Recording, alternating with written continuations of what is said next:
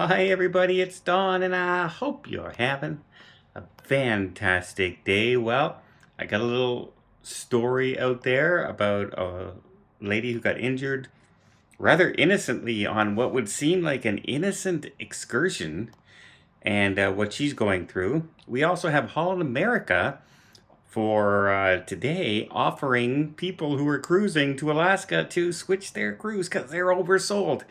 Boy, have we heard that a lot this year. And we also have a princess cruise ship who came across something very unusual that had everybody worried in Alaskan waters. Everybody worried.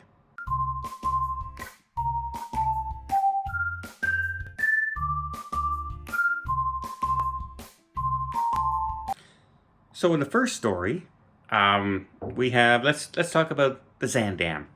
Holland America is offering a 100% cruise fare refund and 100% based on your cabin fare future cruise credit. And it's good all the way up until 2028.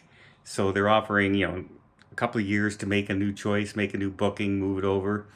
Because they've oversold. I think cruise lines are so used to overselling and then having cancellations and things like this at the last minute. Alaska is just so popular.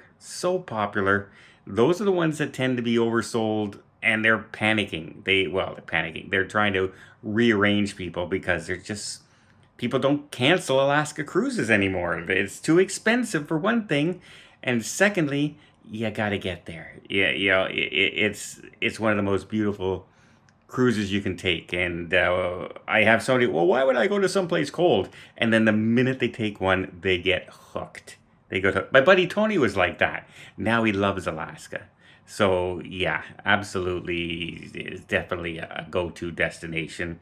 And Holland America falls prey to overbooking on their cruise. Good offer to move it if you have the opportunity.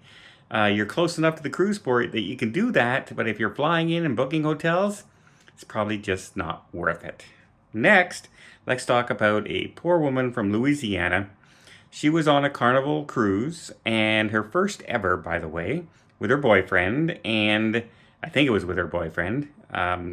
His pictures are there, and he has some pictures that he took from the incident, etc. But she went out on an excursion in Honduras, and it seems very innocent. It's a rope swing where you're up on a platform. It's a knotted rope. You sit on the knotted rope, you swing out, and you get dropped into the water. Seems innocent. You see tons of people doing it. Kids do it all the time. But what they have on these ropes is a guide rope, a little thin rope attached to that one, so they can pull the rope back up for the next person who's going to be jumping in. Well, when she got near the end, that little thin rope tightened, and it tightened in a very tender area, shall we say, and caused her to kind of flip and then finally fall and release her into the water. She seemed very, pretty injured after that. She ended up spending about 12 hours in the cruise ship medical facility, racking up $3,500 in bills, and then had to be evacuated to a hospital. And that bill has crossed the $50,000 mark.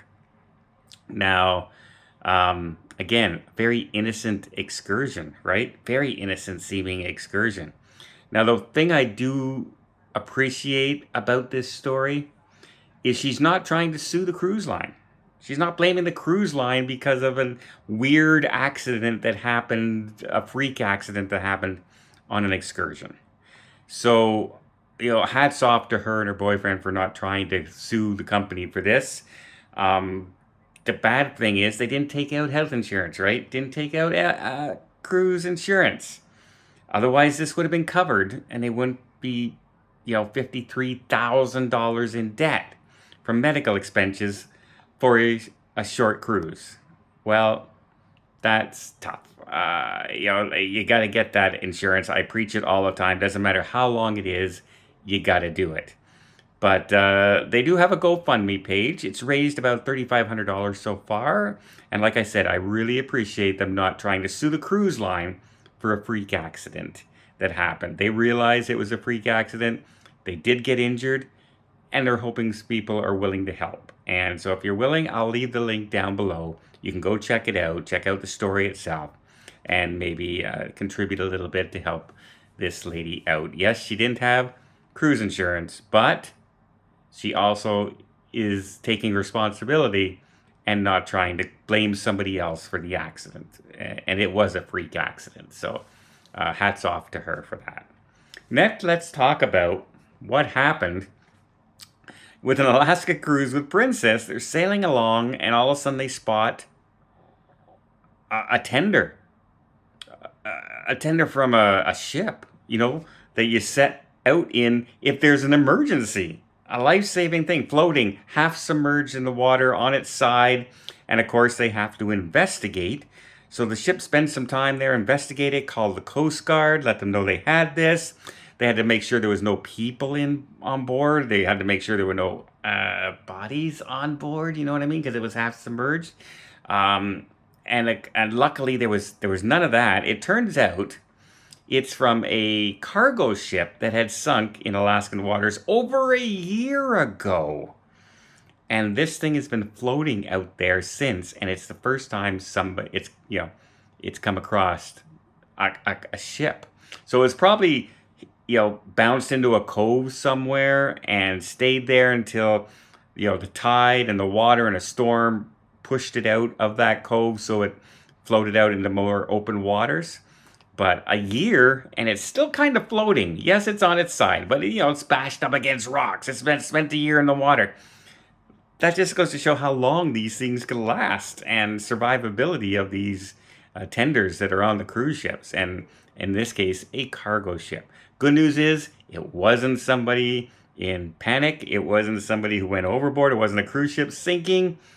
It was from something a long time ago, over a year. But I tell you, when you see that in the water, immediate thoughts go, oh my God, is anybody alive? And what happened? And so this was just one that broke free during an evacuation. And the crew apparently on that ship were fine. So good news all around. Well, let me know in the comments down below. What do you think? Does this make you guarantee you're going to buy cruise insurance next time you travel? Does it? Because how many stories of these do I have to tell of people almost going bankrupt because they didn't have insurance? Well, I hope you appreciate this video. If you did, please give it a thumbs up. Want to see more tips, more tricks, more travel vlogs from around the world? Hit that subscribe button. Until next time, have yourself a safe and a great vacation.